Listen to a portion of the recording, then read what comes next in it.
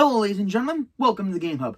I'm your host Gamer K, and it's time for another ranking video. I don't do too many of these, mostly because it's based on my opinions and basic stuff I like, and I'll get to a good majority of them in the next year. And now it is time to join the Creed. I have been a fan of Assassin's Creed since Brotherhood, because it was when I was in high school that I got into the series, and I didn't know about the original game, so I played 1 and 2 when I got the Revelations bundle set, when it had number 1. And I played number 2, and I played primarily every major Assassin's Creed game, except for Bloodlines on the PlayStation Plus, and the Assassin's Creed Chronicles. Even though I gave a comment on them in my top 13 missed opportunities in the Assassin's Creed series, that was just going off of what I think of them, so that they could have been actual main games. But, you know, pick and choose, what have you. So now it is time for me to go through every major Assassin's Creed game that I played and rank them from my least favorite to my absolute favorite. Now, this type of video is completely up to preference, and this is my preference list, so, and I'll be explaining the, like, not overall things about the games, but yeah, a good majority of them I will be explaining reasons why it's on that part of the list, what I did like, what I didn't like. So since there's 13 main games excluding Bloodlines and the Chronicles, so yeah, the Game Hub's number 13. Let's keep it going. Hit it. Starting at number 13 on the bottom of the list, a lot of people would say Rogue was one of the worst ones, or Unity, and I'm going to abandon my Greek heritage here and say Odyssey was the worst one for me. And it was. As much as I loved playing Odyssey, it felt like I was running around and around and around and around with like a chicken with its head cut off. And, I mean, the story was okay. It wasn't, okay, it was kind of bad because it didn't really have a central focus. I mean, it did work on the Cult of Cosmos, which I honestly thought were going to be a new set of Templars or something like that. But then I found out that they're basically a different faction of the Templars, and every time we killed one, we didn't get anything interesting. Also, I didn't really care for much that there was so much of the choice decisions in this game. I mean, yeah, I mean, Valhalla did better on those choice decisions, like making them feel like real choices. But a good majority of them are kind of lackluster in this game. I mean, I love the sceneries. I love the locations. I loved the new combat system for the ships. I love the new giant underwater sections that Origins built on. This built on from Origins. But as far as it being at the bottom of the list, I didn't feel like I was an assassin. I felt like I was a Spartan with my spear, and the stealth sections, while very, very limited, it felt like it was just thrusted in here, and it didn't belong. And plus, the story elements did not really go well when I could pick and choose what I wanted to do and when, but at the same time, it felt like, okay, when's it going to get to the story parts? And plus, the numerous amount of generic side missions, either go kill this person, or give me some drachma, give me some this, do this. Like, it just felt like they just shoved so much into these optional yet generic side missions that you could never really enjoy anything in the game until the DLCs came along, and that's when the game finally got good again, and it gave more story. All in all, I just couldn't put Odyssey near the top of the list. Well, at least one Odyssey got an ending. Number 12 on this list is, once again, very low on the list, but it does a little bit better than Odyssey did. And a lot of people might be shrugging their heads for who are Assassin's Creed fans. Rogue was honestly one of the second worst game I've ever played. And a good majority of that is given how, as short as Assassin's Creed games have been, like 9 sequences, this one clocked in at 6. And it felt like everything was rushed. I did enjoy the concept of having Assassin turn Templar because of a mistake and a misunderstanding and everything. And we're not hunting, like, yeah, we're hunting down our fellow assassins and everything, but it's not in the way that you would think. Like I said, it gives a different perspective on the whole Assassin Templar war. And happening before 3 and after Black Flag was a weird choice for me. I mean, we kill Adewale, who was one of my favorite characters from Assassin's Creed Black Flag. We get rid of a whole bunch of people we don't even know. We see how Achilles got crippled and why Haytham during the timeline before Connor never went after Achilles. So we got that bit of information. I mean, if he was in here all the whole time, why hasn't he gone after him? But Rogue's lack of build-up and lack of anything to do around the entirety of in the north, in the frontier, or in Boston, or in New York, to be honest, it felt like they were really... If there's ever a poster child for a game that felt rushed to get developed before the last gen, yeah, Rogue was that poster child. And they did a big bad thing of not having Shay be the villain of Unity. I mean, you killed Arno's father, so why aren't we going after him? Like, it could have been a DLC or something, but it just pisses me off that it didn't get to the level that it should have. Okay, finding a third worst on this list was very difficult. But I gotta say, the one that didn't have that killer edge was Unity. Unity felt like Unity had an idea of what it was gonna go, but the execution was very, very, pardon the pun, the execution was very lackluster. I mean, I enjoyed the black box missions where we infiltrate how we want with various ways and assassinate with those. I mean, it's the first one that brought in those new secret assassination moves.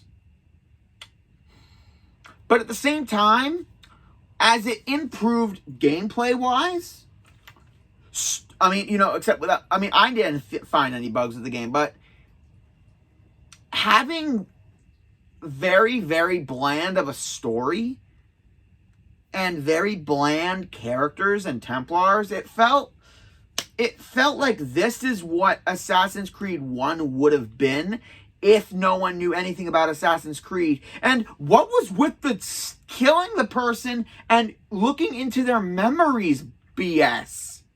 What was that? I mean, I honestly thought I was losing my mind.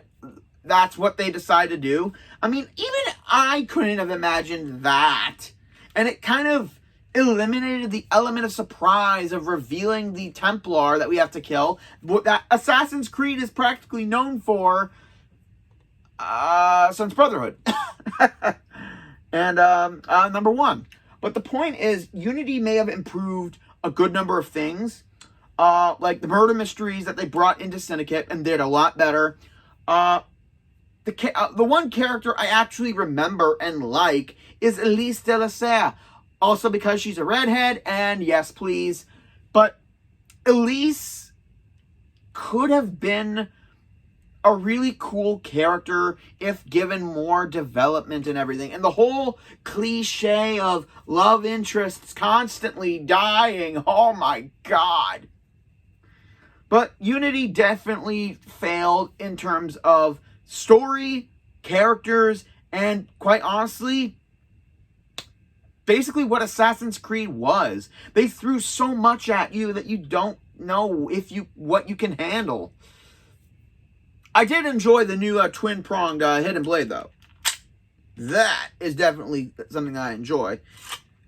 And the new, the silent way of killing from afar. It was okay, but again, everything else just keeps Unity right at the bottom. And the whole premise, just same thing with Rogue. Why wasn't Shay Cormac the villain here? Why doesn't Arno find out who killed his father? Okay, I'm going over my rant again. Next section. Number 10 on the list is a very safe for one of my favorites, but not one of my favorites. Revelations was, quite honestly, one of the best ending stories to ever happen in a video game. It means this character's chapter is over, and now we're going on to the next one. And Ezio, I love old Ezio. I really love him. One thing I really loved about Revelations was that it was a 9-chapter, much like Brotherhood, and I enjoyed the new area of Constantinople, or Constantinople, as some people say, but I say Constantinople, and Istanbul, just exploring the narrow alleyways of Istanbul, and just seeing the bazaar, and this really cool city that we are rebuilding from scratch. It kind of gives you the feeling that number 2 gave us, and Brotherhood gave us.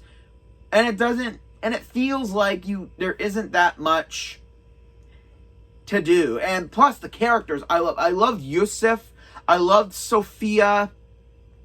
What is with Assassin's Creed and the redheads? I mean, I'm not saying stop. I'm just asking. I mean, I really did love the twist villain. Excuse me. I loved Suleiman. He was such a cool and good character. I love Piri Reyes and the bomb building missions, and I just wish that there was more. And also, I really enjoyed that they extended the recruitment section of recruiting more assassins, and after they reached a certain level, to put them into one of the sectors, and that's where we get our Templar hunts. I really enjoyed every single one of them. And I know what you're thinking. If I'm praising it so much, why is it near the bottom? Primarily, there's just not that much story, to be honest. I mean, we spend a good number of time understanding the new mechanics with the bombs, with the recruits, with the tackling the bases and defending the bases, which are fun mechanics, but it felt like they added so much in terms of gameplay, but the story kind of lacked a little bit. I mean, there wasn't that many Templars to kill outside of the Templar hunts, which are, in Istanbul and the 6 areas of Constantinople. So basically 7 Templars to kill if you minus Shakulu and Manuel. And yeah, as much as I love the environment, just the story and lack of side stuff to do, aside from recruitments and the Master Assassin missions, it just felt like they had nothing. And 1 or 2 side missions a little bit that don't do very much. It just felt like they had nothing else planned for this. So they just stuck with what was important. Doing the memory and the tomb missions. I'm calling them the tomb missions because Ezio has been, for 3 games, Ezio's been in tombs non-stop. And it's kind of funny at the same time as it is annoying. I do enjoy each one, but at the same time, we needed him to do something else other than raid tombs. I mean, that's her business, not Ezio's. So yeah, Revelations was a great ending chapter and a great story with Altair, but overall feels minimum at best. Number 9 on the list is one I really debated whether or not of how high or how low to put this one. Liberations, I played this one not on the PSP, but on the HD version when it got on the PS3. And I loved it. I love Avonlea. I loved New Orleans, the town. I loved the bayou of the swamp. Just this cool environment. And I really did enjoy the 2 puzzles that they did for the Pieces of Eden sections on the 2 islands. I enjoy being in different disguises. As a slave girl, as a madame with the parasol, and the assassin outfit. I loved Avonlea's assassin outfit. And Avonlea is one of my favorite Assassin's Creed main characters to date. I just wished the game had... I don't know. My memory on it's a little foggy because I've only played it once, aside from the other games that I played a good number of times. But as a whole, same problems that happened with Rogue and with Unity and Revelations. There wasn't enough Templar stuff to do, and there wasn't enough in general. I mean, I really did enjoy the parasol poison dart gun that our friend invented, but I just think it was too much exploration and not enough story again. I can only remember like 2 of the enemies, Baptiste and the company man. That was one of the big twists for me that I couldn't see coming. But I just didn't like, in order to understand a little bit more of the story, we had to find this mystery, Mr. E kind of thing in after each assassination, and we have to execute him in certain areas in order to understand a little bit more of the story. And again, there wasn't enough stuff to do. It felt like they kind of ran its course with what they wanted to do, and they didn't want to add any more in order to enhance the story. I mean, at least that's my opinion and everything. So, Liberation had a fantastic main heroiness, but at the same time, they had no real... It's like they knew what they wanted to go on, but they didn't build enough to get you there, to enjoy it all. But overall, I still love Avonlea. She, again, one of my favorite Assassin's Creed characters. There just wasn't enough character in the game to carry her to the over-the-top list. Number 8 on the list is where it all started. Not for me in general. Assassin's Creed 1. I reveled in Assassin's Creed 1 when I first played it.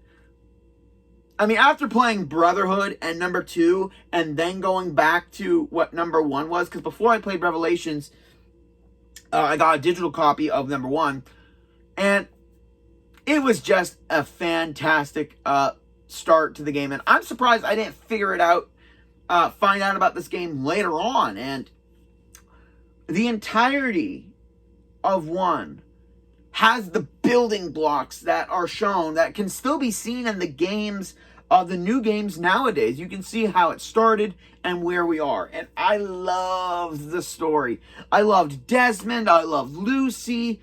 I liked Warren Vidic. I'm not going to say I didn't. I loved Altair. I loved Malik. I loved all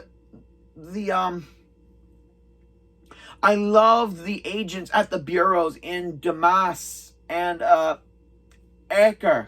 I loved them all. I can't remember all their names because Malik was the one who belittled us every step of the way, and I loved that. I loved the simplistic style of of the game's roots. I loved pretending to be a monk to get into certain areas. I loved how there was no real way to assassinate the people quietly, considering they ambush us a little bit, a good number of times. And there's no real way to get out super cleanly like you can nowadays. But I really enjoyed. I loved seeing the philosophies of the Templars, of the Assassins. I loved Altair as a character. The constant cockiness and show-offness of him as he's dishonored, and then he builds up the ranks. And all honesty, later in the game, when he starts questioning his mentor's reasons for everything, we see Altair being a cocky SOB to being a guy who wants to know the truth and learn more about why he's doing things. And I do love that about him.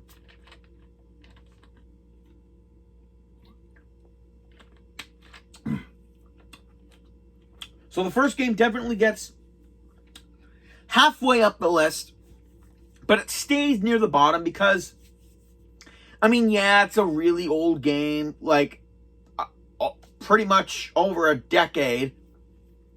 But at the same time, it feels like, I mean, if you replay it, you can definitely feel the slowness of the combat, the slowness of the getting away. But overall, it's still a fantastic game, and it was one hell of a first game. I will admit that. Just barely beating it is my first Assassin's Creed game, Assassin's Creed Brotherhood. This game, I started watching number 2 when I was in high school, and Brotherhood came out around my birthday, so I asked for it. And it was a surprise because it was my first mature game, and it was just a beaut.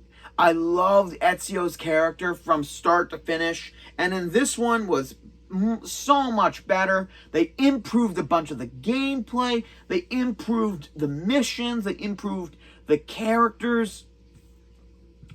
I just loved it. Starting with the beginning, having all this armor, the Piece of Eden, everything, and then having to be stripped away and start right from scratch. I really do enjoy that kind of concept in sequel games. Yeah, you were at the top, but now you have to start from the bottom again. I really do enjoy that in sequel games. And going to Rome, my God.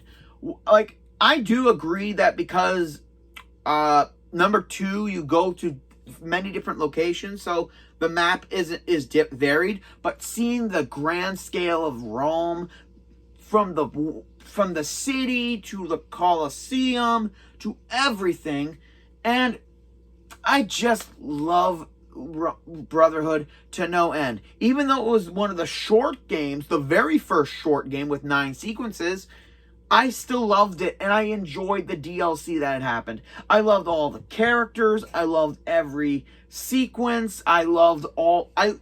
This is what introduced the Templar missions, and I enjoyed all of them. Would have been nice if we could get them to speak, and this is when Assassin's Creed tried their hand at the online multiplayer thing. And how did it work out? Yeah, not very well. It was an enjoyable thing, but I played it once in a while when PlayStation Online was free. But now it's not. But overall, I still really, really loved it. And one thing I will ask for them to bring back from this game is the puzzles. I loved those little puzzles that we would find through Subject 16. If they could put something like that into the next Assassin's Creed game, and none of this platforming section puzzles, I would really love bring back to those really cool puzzles that were in 1 and Revelation and Brotherhood. I would really enjoy it. Number 6 on the list is the one that really made me feel like Assassin's Creed was moving in the right direction, and other people may hate this one, Assassin's Creed 3, the ability to transform this Assassin's Creed into with historical relevance and historical research to kind of fiddle with his American history a little bit. I mean, I'm Canadian, so I really don't care. But it was so cool. And to play as the Templars for the first bit of the game had me in awe. I thought we were just building up people who were going to help the assassins. But nope. Not in the slightest. And I enjoyed it to no end. And then playing as Connor, or Rotonagetun, I love saying his actual name. And just not being in the assassins, but being brought into it by choice in order to save his village because of a vision. And the one thing, and the couple things I do love about 3 was the gameplay, the ability to free run through the forest and the buildings, the locations, the frontier, Boston, New York, and to have that underground sections in each one as the form of the waypoints. And there was also the homestead, where we would bring people in and help them and build a community. It almost felt like Little House on the Prairie a little bit, but good. I just wish that they did more missions with on the homestead a little bit more. And again, the whole package of number 3, via the combat, the gameplay, the story elements. Even though Connor, people can honestly agree that Connor isn't one of the most lovable characters of Assassin's Creed, I still freaking love him. He's one of my favorites. And I will guarantee you that... Okay, I can't guarantee anything because it's been like a good decade. But at the same time, I really, really loved number 3. And every game after it became exponentially better. Except for the 3 that are down, or the 4 that are down on the bottom of the list. Moving on. Coming in the 5th spot on the list is one I hold near and dear to my heart because of the story, because of the mechanics, because of the awesome decisions that were made. Assassin's Creed Syndicate is definitely one of the top for me for Assassin's Creed. Now, my only criticism on this game is trailer. You gave away the Templars already, and you gave away our targets. So what was the point in keeping them a secret? Did someone get drunk at Ubisoft and decide to put them in the trailer thinking no one's going to watch the trailer of a game that people love and no one will know? Oh, that was a bad decision. But I do enjoy that we got 2 different characters, Jacob and Evie, and their own little strengths. Anytime I replay the game, I always give Evie the staff, and I always give Jacob the brass knuckles or the dagger, which, that's my own play style a little bit. I did enjoy the murder mysteries, though. The murder mysteries were one of my favorite parts of the game, because I love a good murder mystery, and I really enjoyed the ones that they came up with for this game. They really had me thinking, and again, it was fantastic. And Sir Arthur Conan Doyle, yes. Another thing I really loved about this game is not just the combat, but the abilities of the stealth. Giving us a stealth mode in order to go, in order to stay unhidden. Instead of just having to crouch down, we do still crouch, but we are slowly moving in stealth mode, which I do love. The ability to make Evie invisible once you level up a good number of bit was a little BS on my part. Well, not on my part, for my liking. It was a little bit of BS, but at the same time, it was pretty fun. I did enjoy the Templar hunt. I did enjoy the main story. Having 2 different characters, one screwing things up and one having to deal with the aftermath. I really did enjoy that because it kind of had a little contrast to Evie and Jacob. Another thing was all of the historical figures. Arthur Conan Doyle, Florence Nightingale, Charles Dickens, Karl Marx, Charles Dickens, and I forget the other big dude. Never mind. But the point is, also I really did love hijacking trains, carriages, building up your own street gang, and the combat. Oh, just everything was just top notch in Syndicate. As much as I didn't really care for the modern day story elements, Syndicate did a really fun job. Oh, also, the Queen. How could I forget the Queen? Having to save her behind felt good. And towering. Oh, Alexander Graham Bell. How could I forget Graham Bell?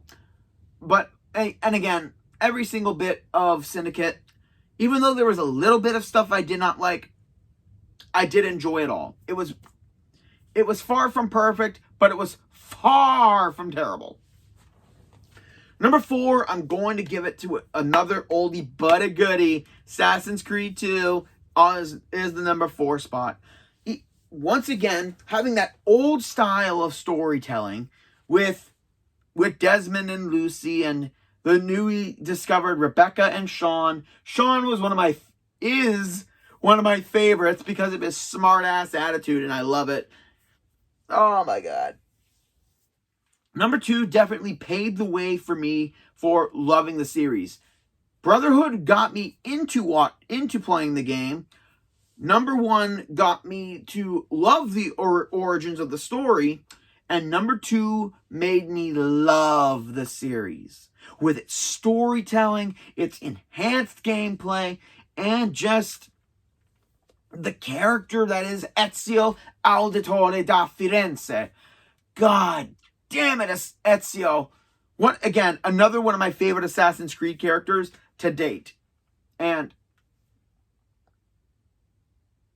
just seeing the tragedy of it all, of his story, really gets you. And you like another character on this list, you feel the rage, you feel the emotion. And we see him, like Altair, we see him become arrogant and brash to becoming considerate and thoughtful, and we see him maturing, is basically what I'm saying about this. We see him evolve, and that's something we don't really get to see a lot of characters do nowadays for games, in the games. Which is why I think if they take the Black Flag number 2 and number 1 story elements of the character being growing up throughout the story, if they take all that into the next game, it would give the whoever the new character is a much needed a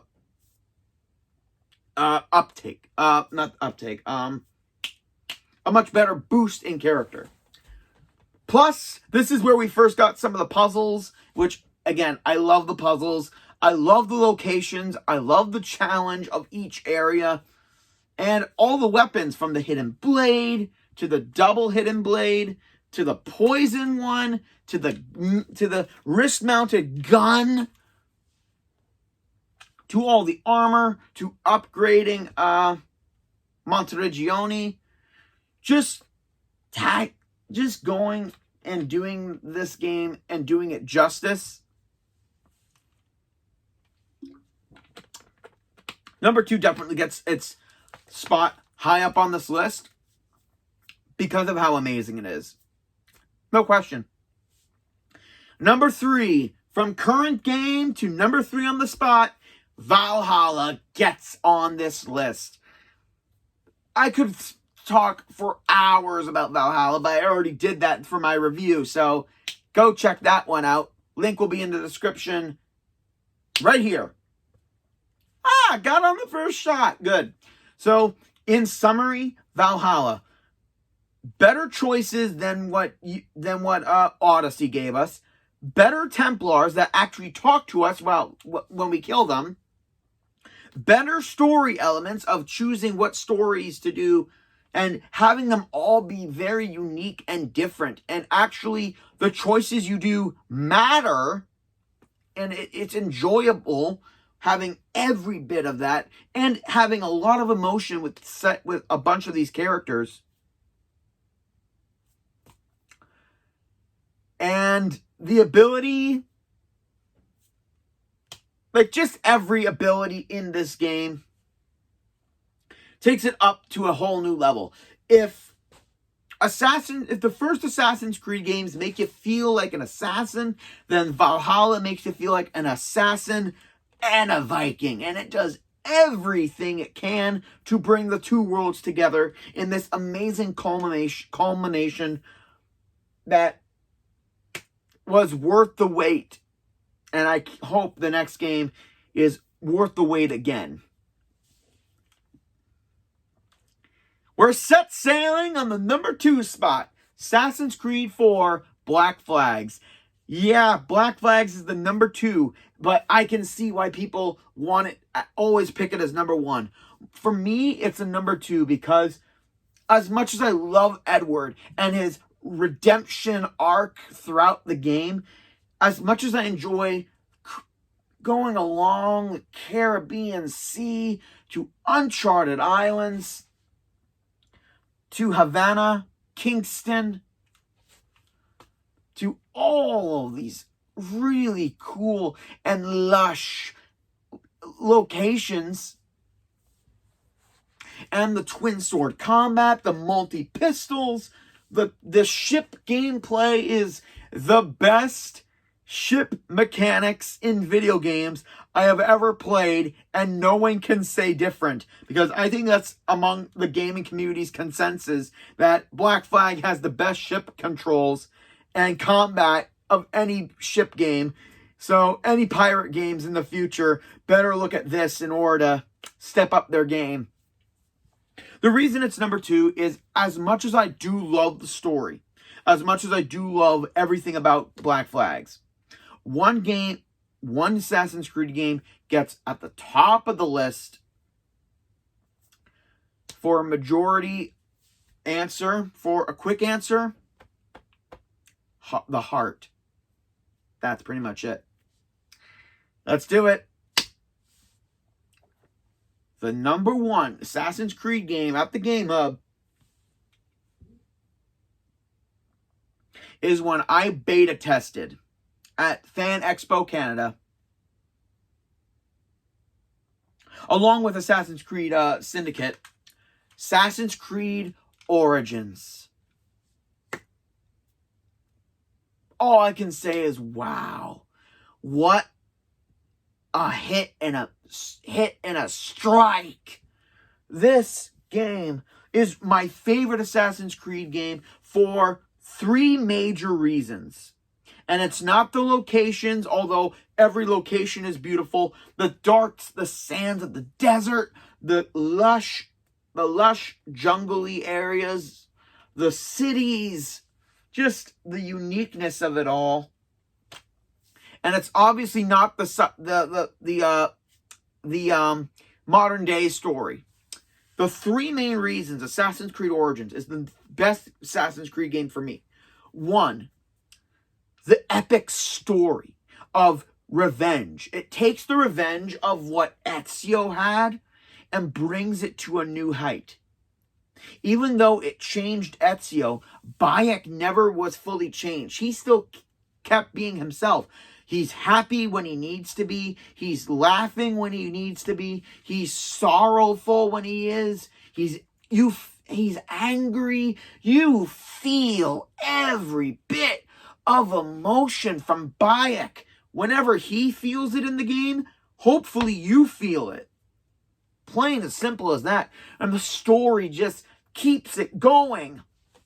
With every Order of Ancients member you get, Each one gives a unique story into Bayek's life. And it kind of has contrast with Bayek of each one. One who, a betrayer, someone who wants their child back, someone who will do whatever it takes to get what they want and has no qualms about innocent life, and one who just wants to corrupt the city. And everything about Bayek speaks in volumes with every side mission, with every main mission. Number two,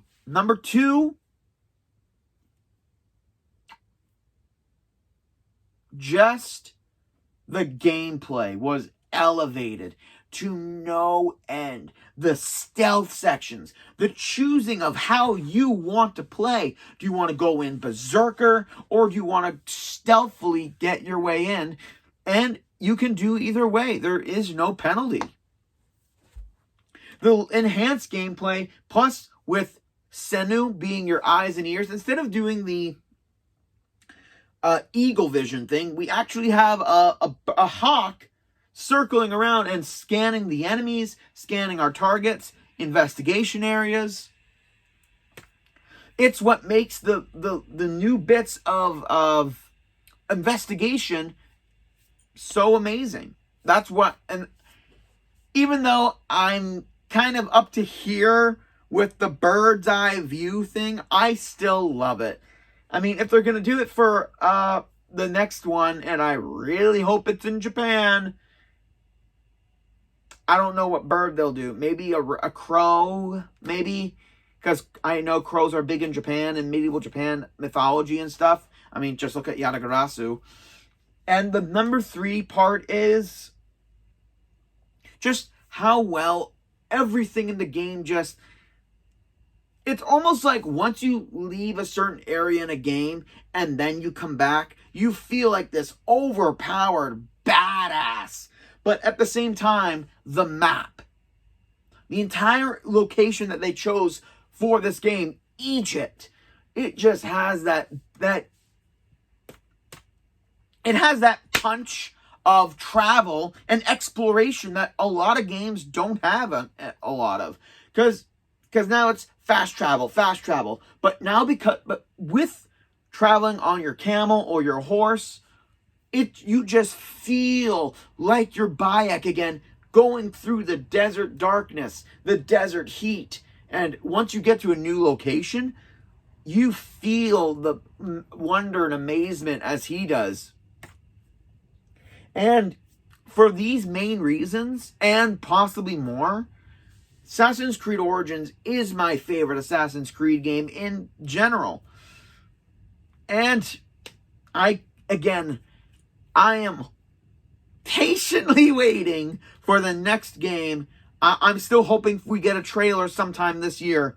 So please let it be Ancient Japan, please. I mean, it's the one area we haven't done.